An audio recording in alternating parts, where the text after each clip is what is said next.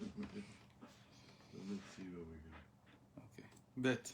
So we're in the Rebbe's explanation of his father's comment. Which was printed where? What was Sikha. printed? This was a Sikha. It says in the end there was Sikha from Tafshin Lamed Hey, and Tafshin Mem Aleph, and Tafshin Mem Beis, and Tafshin Mem Dalet. He went back to this comment 4 times. It's easy to see why, because it was a big deal for the Rebbe to explain this. Okay? What does it mean that you have a connection with somebody who's already passed away? Okay? ויש לבאר גם מקור הדברים, שעל ידי התלמידים שלומדים תורתו, חשיב כמו שלא נסתלק מעלמא גם בניגלה דתורה.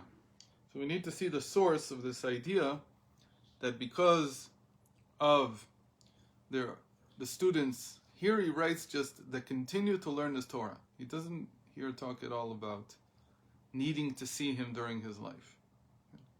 He just says that even the fact that somebody has passed away 1,000 years ago, 2,000 years ago, 3,000 years ago, and you learn this Torah, it's Fatav Dovevot Bakever. Right? That's what I would have thought that he would have said. But he has other directions also. That it says in the Gemara that his lips, it's as if they move in the grave. He's saying it with you. He's saying it for you, actually. Okay. There's a story from Reb Usher Freund. One of these parables that were meant to get people thinking. And he said, why do you think that here is the world of the living and the Garden of Eden is the world of those who have passed? Maybe it's the other way around. Why do you think that when you say something meaningful, it's you saying it? It's not you. You're just the mouthpiece. That is a question which I've often wondered about, right? Yeah. For example, just for the sake of argument, maybe there's a very simple answer to it, but I'd like to know what it is. Every Wednesday I go to Tel Aviv. Mm-hmm. Every Wednesday I take my tefillin with me from Lipsoil. And every Tuesday I go to the couple and take them out, put them in my bag, take them. But it happens sometimes that I forget. So how is it, just 5 minutes before I'm scheduled to leave to go to Tel Aviv, I suddenly remember I didn't take the tefillin. I go to the couple and take them. Who put that thought in my mind? Where did it come from? So that goes on a big question that's being asked in the last 20 years, which is consciousness really what we think it is? We think that we're with a lot of free will, which we are, but we feel that, and we feel it in every single action that we do, and meaning that nothing's forcing us, but there's a lot more, there's mounting evidence that the brain doesn't work that way. That the brain is giving you the illusion of feeling that you are the one who chose. Meaning, the scientists, they want to take it in the direction of, it's just an instinctual process, what the brain decides to do. But there's a part of the brain which is good for survival, for some reason, makes you feel better, that tells you after the decision has been made that you're making the decision. And it's like a feedback loop. And it makes you feel as if you made the decision. So there's more and more evidence being collected for this stuff. Whether it's true or not true is a question. But if it is true, so with a minor adjustment, it fits exactly what we understand. That free will is real, but it's uncommon. Meaning, it's uncommon in every person's life. Every person has it, but it's uncommonly used. There's not very many times in your life that you go against the grain of what your brain tells you to do.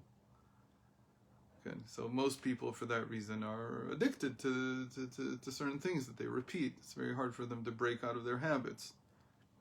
But if you're able once or twice or 10 times in your life to go against the grain of what your mind decides that it wants to do, so that the Baal Shem Tov, literally, that's what the Baal Shem Tov described as free will. Okay, and he says it, no, Ma'ach Shalit Alev is even worse. It even says that what you think your emotions are not your emotions. It just says that really the brain has control of everything, which makes sense to a certain extent, right? Because, so it says even the brain has such control that really all those emotions that you're feeling, it's not very clear that they're even real. They could be easily controlled without you even knowing it. Meaning, again, it's this big attack that's happening in the last 20 years out of all kinds of science that's coming out of neurology, that is claiming that what we experience as consciousness is a byproduct. It's not. That's an old argument. But there's more and more. So anyway, so Reb Usher used to say to get you out of that thinking that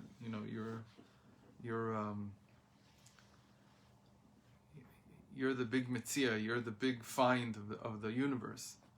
He said the opposite. We're just the mouthpiece. And really, it's the souls above that need a mouthpiece. So we serve as their mouthpiece. So when you say something, you have purpose. Okay? If you don't say it, you look at davening. So davening is 100% sources. But you look at even any piece of Torah that you learn, especially in Chabad, and if you would break it apart and say what percentage of what I'm learning is a quote from something earlier and what percentage is new. And it's amazing. You'll find that it's less than 50% is new. 50% is just quoting. That's a ton. Most people don't write that way. In Chabad, it's very pronounced. The Alter Rebbe, in his introduction to the Tanya, he has a whole thing about why this is different than other books. Or he doesn't say so much about the Tanya. He says there are two types of Musar books, two types of books of ethics. There are the ones where the author just says whatever he wants. Obviously, it's based on something. He's not just saying it out of thin air. He's learned and he has something to base what he's saying on. But he says there's another type of book which has much more value, which is a book that quotes what the sages said. That it builds the ethics out of what the sages said.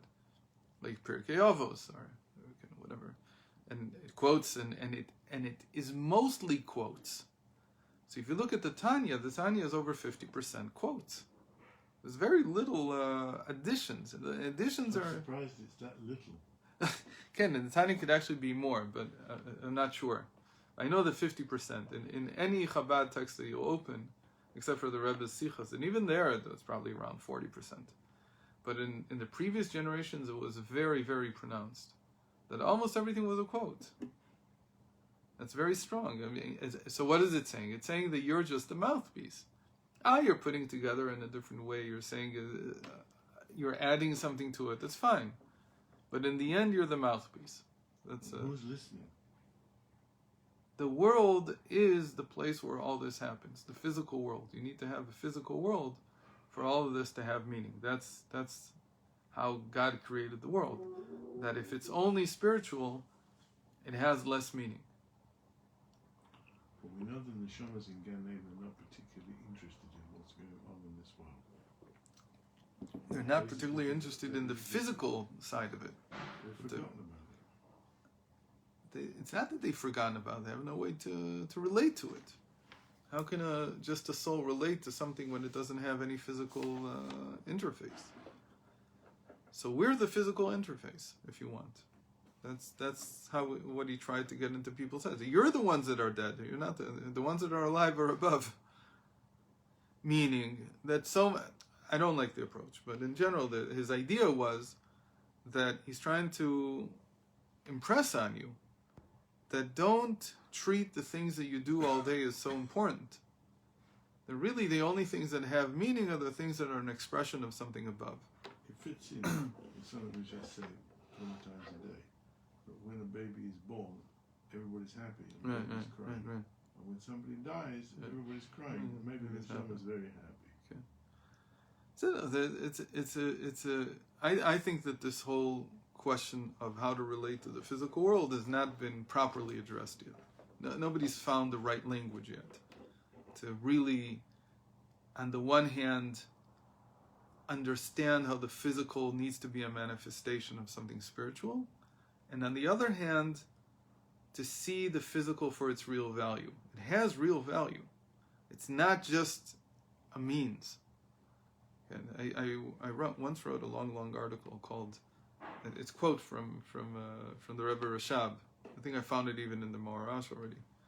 And it's this language that says, "Sha'guf yeikar," that the body will be the main thing, because that's the premonition about the future, that the neshama will be receiving from the body. When you say the future, it's not like people are any different. It's not that 2,000 years ago the neshama wasn't receiving from the body, but human consciousness wasn't ready for that stage of development. Meaning, people were still thinking because the physical was so decrepit, or so fleeting, or so weak. So the soul was much, much stronger. You couldn't live a good life if you focused on the physical. You would not have a good life if you tried to do that. You would feel constantly weak, because the body was weak in a certain sense. Not because the physical body could have been very strong back then. But the physical matter was, instead of weak, I'll use the word poor. It was nothing really interesting. The most interesting thing you could do was really to delve into the mind. But today there's so much matter that's advanced that there's a lot of interesting things that you can do, and even, in a certain sense, infinite things that you can do, because they continue timelessly. For instance, these guys who are building these robots that walk and talk and whatever. What you're doing is you're animating matter, and that's a big deal. How many people could do that in 2,000 years ago? Probably 2 or 3, and they didn't use the methods that we can.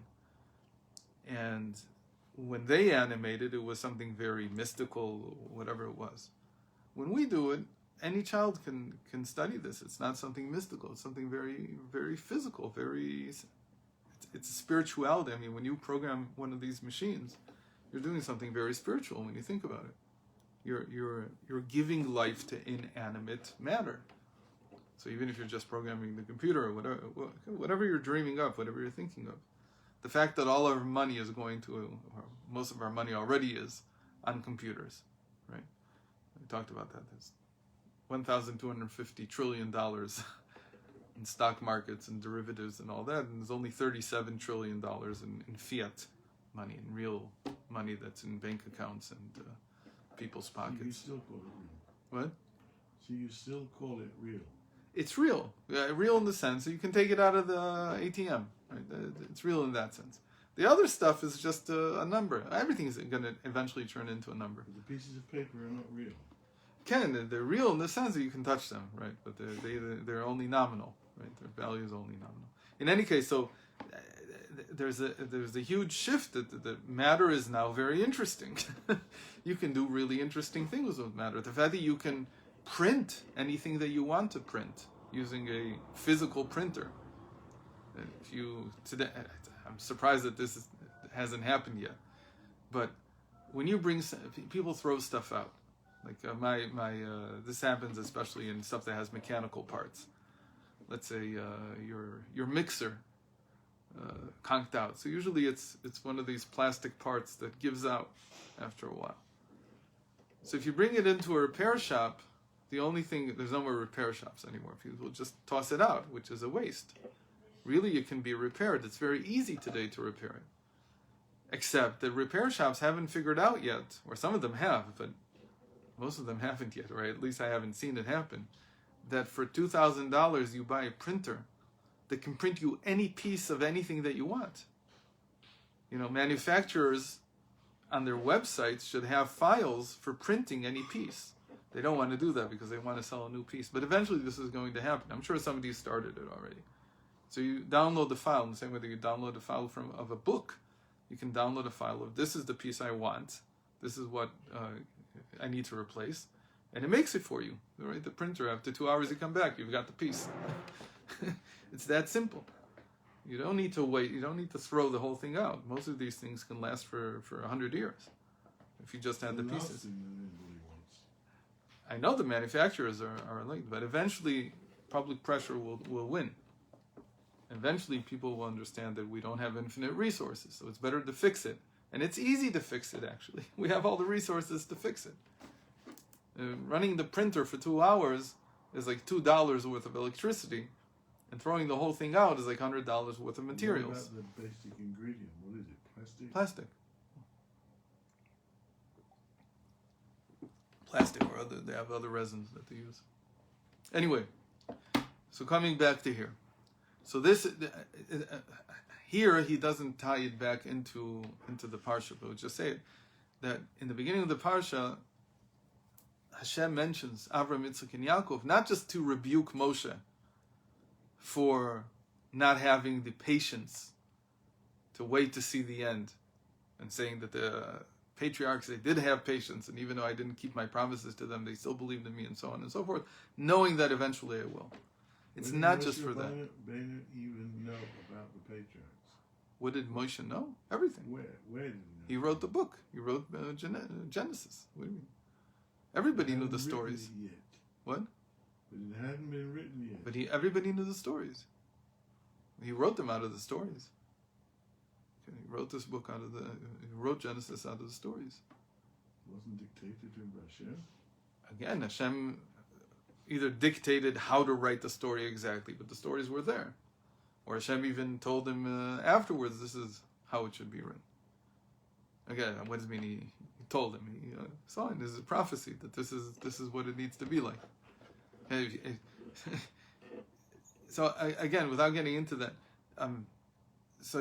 so it's not just a rebuke. It's not just to tell him you're not like them. It's to awaken them. The moment that I mention them and I mention their actions, I'm making Moshe Rabbeinu into their student. I'm awakening them. That's what we said, that he sees more than they do. He sees more than they do.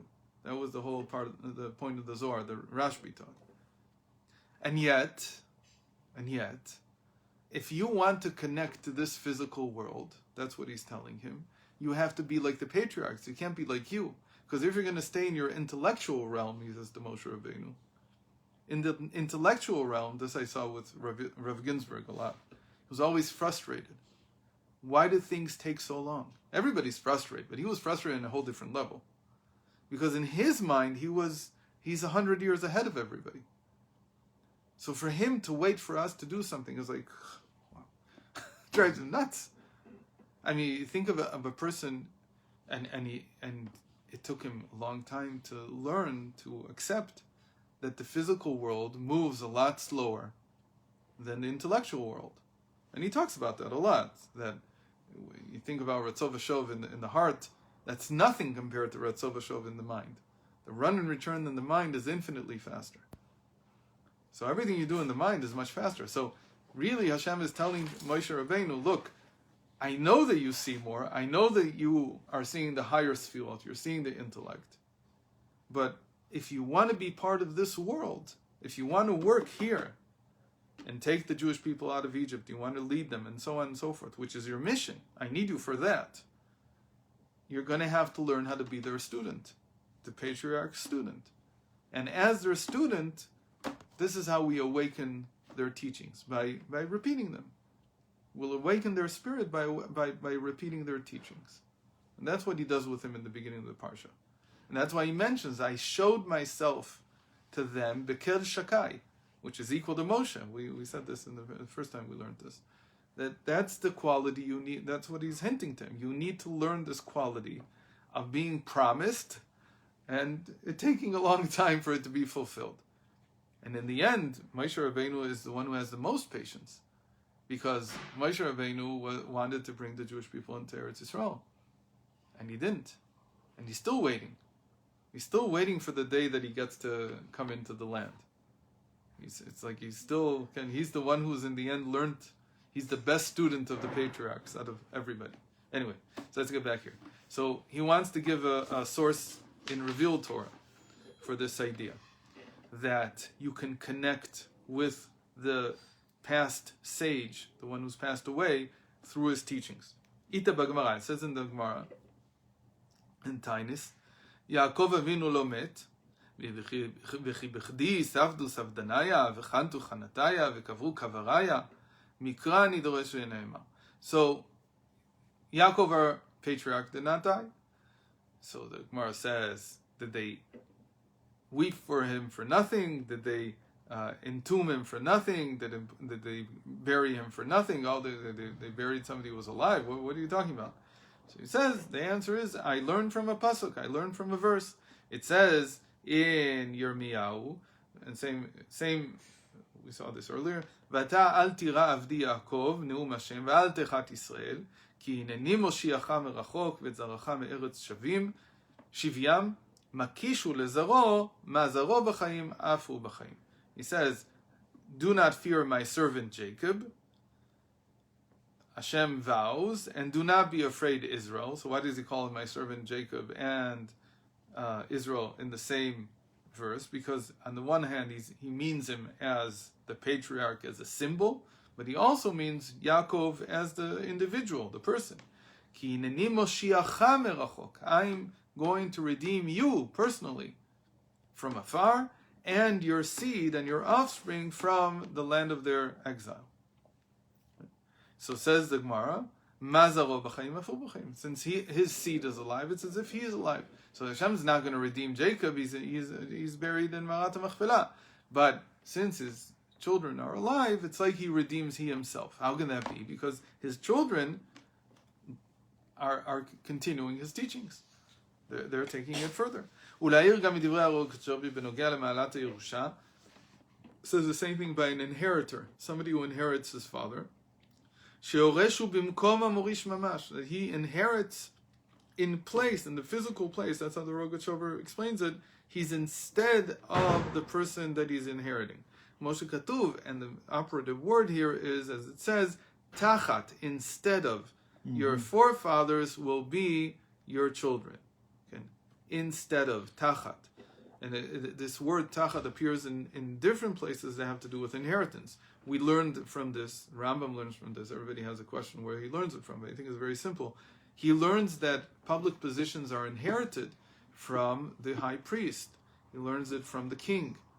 That those are just binyanav, they're just the first example, but you have to understand there are certain positions that you don't want not to be inherited. That's a big deal for democracy. Democracy doesn't get that.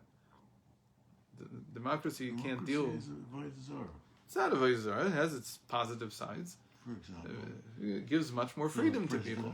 It usually gives a lot more freedom. What? If I don't like what you say, then I don't let you broadcast. I don't let you speak. That's not democracy. And eventually, it's going to be, if you want to sign up to all these things, you've got to promise to vote. That's not democracy. What they're doing now is anti-democratic. But they have an argument. Anybody care? What? And does anybody care? If it was just to shut him up, they would have a hard time. They're making an argument that after the 20th of January it won't be valid anymore, and then we'll see what happens. Okay, They're making an argument that he's inciting violence, and they don't want the inauguration not to happen. That's the argument. They don't believe that. I don't know what they believe. That's the argument they're making. Anyway, so instead of is how the Torah describes a king and a prince inheriting his father. The high priest that comes in place of the previous priest is also called tachat. והעניין בזה, instead, והעניין בזה, על פי המבואר באיגרת הקודש, שחיי הצדיק אינם חיים שרים, כי הם חיים רוחניים. The reason for all of this is because, as it says in the epistle in the Tanya, the life of a tzaddik is not his physical life. For most people, their physical life, that's their life. But for the tzaddik, and every Jew is a tzaddik at some level, for the tzaddik, the life is really the spiritual life. So when he's here in this world, it's true he has to eat and drink like everybody else, but that's not important to him. And he forgoes that. And what he's really interested in is the spiritual quality of what he does, and the spiritual investments that he makes. Therefore, when his offspring are alive, during his lifetime, by following his directions and his ways, it's as if he is alive. It's as if his spirit is among us. It's not as if. His spirit is among us. Mamish. כי בראותו ילדיו מעשה ידיו בקרבו יקדישו שמו יתברך אשר יתגדל ויתקדש כאשר נלך בדרך ישרה אשר הורנו מדרכיו ונלכה באורחותיו. This is all a quote from the Tanya.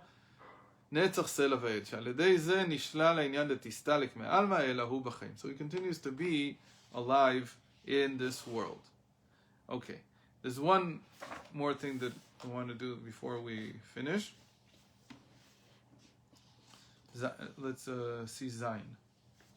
Ooh, well, Okay, because we're not going to finish otherwise. you're jumping. והוראה מזה, and the application. You remember Yeah, Zion. you do. סמך גימל. Okay. וההוראה מזה, בנוגע לימוד פנימיות התורה כפי שנברא בתורת חסידות חב"ד.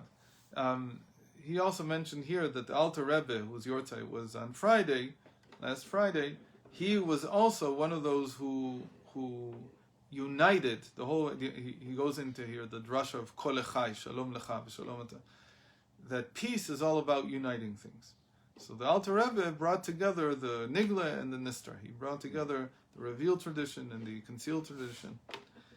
And the application from this regarding the teachings of the inner tradition of the Torah. Even though it's been many years, in fact, how many years? 248 years since the Alter Rebbe passed away.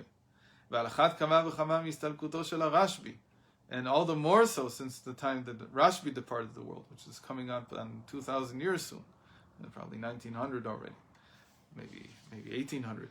הרי על ידי לימוד תורתם, פנימיות התורה, כפי שנתברא בתורת חסידות חב"ד, נמשך פעולתם בעולם, כמו במשך זמן חיותם בעלמא דין. That by learning what they taught, the Alter Rebbe, as we learn his teachings, and Rashbi as he's explained in Chassidus, as we said that the explanation of the Zohar is brought in Chassidus, and as we just learned. So their actions in the world physically continue as if they were still here to act. So we become their mouthpiece. That's the idea. כאמור, לא רק השלילה דהשתער עלמא יתום מנח, אלא גם השלילה דתסתלק מעלמא. It's not just that there are still people who awaken that spirit by learning their teachings. But when I put on tefillin, that's where he's going here. That when I put on tefillin, it's as if Rashbi is putting on tefillin. Meaning that if I am somebody who is connected very strongly to his teachings, so I become the mouthpiece. I become a vehicle for that soul to be in the world, physically in the world. ועוד ועיקר, שעל ידי זה פועלים שלמות העניין, דשלמה לעילה ותתה. השלמות וברור עולם. And the main thing to get from this, what does it mean that he's in the world?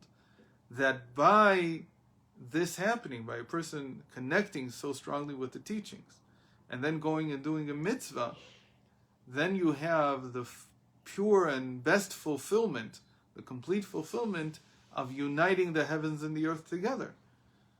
And that causes the pure clarification of reality, the birur. Gam b'chutza she'en chutza mimeno, even in the outside or the external aspects of reality, those that are distant from holiness. Ve'ad shebehai chibur adilach yafkun bei min galuta berachmei. And so much so that this is the, you could say, the statement of purpose, the mission statement of the whole Zohar, which was that with this book they will come out of the exile with mercy. Yeah, that's the book.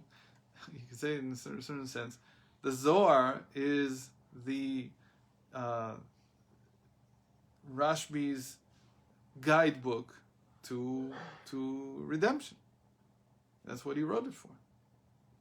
He wrote it to be. That's why it's called the Zohar. Originally, it was called Medrash Rashbi. And that was the original name before they decided to call it Zohar. They call it Zohar in the way that many books used to be called, by the first word. In this case, the second word, like a parsha. Sometimes it's the second word. V'amaskilim yaziru kezohar harakia. Second, third word. That's the pasuk that Hagdama starts with. What's the idea? The introduction to Zohar starts with this verse from Daniel.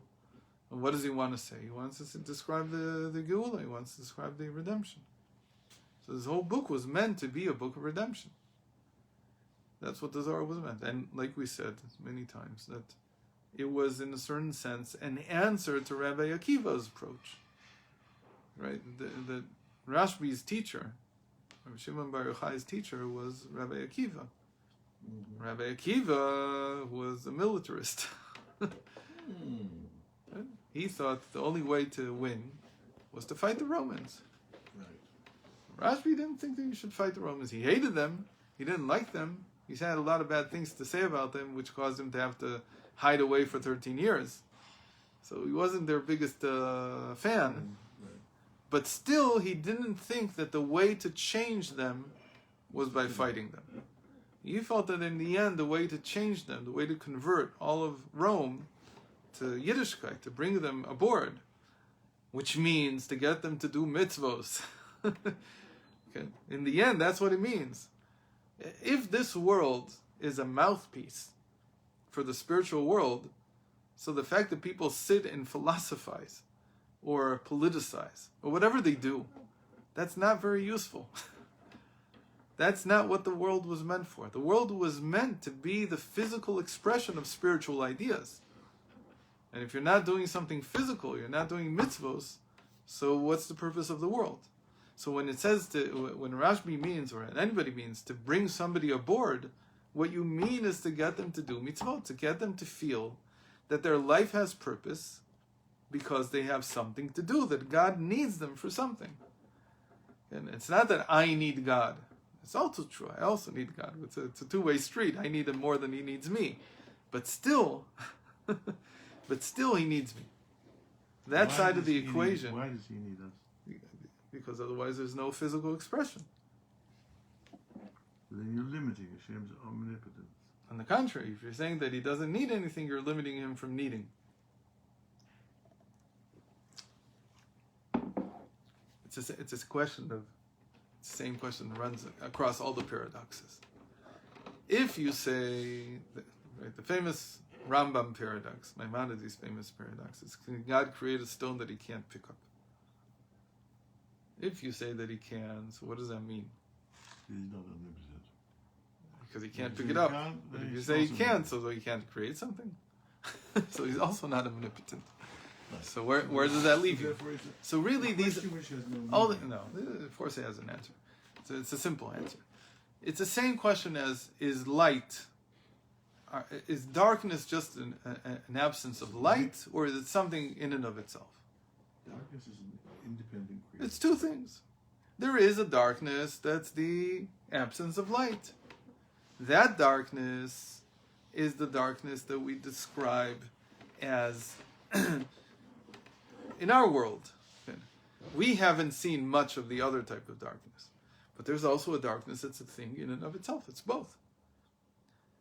Why is it so hard to wrap your head around something that's just dark? It's the same reason that it's hard to wrap your head around a stone that God can't pick up. It's the same problem, really.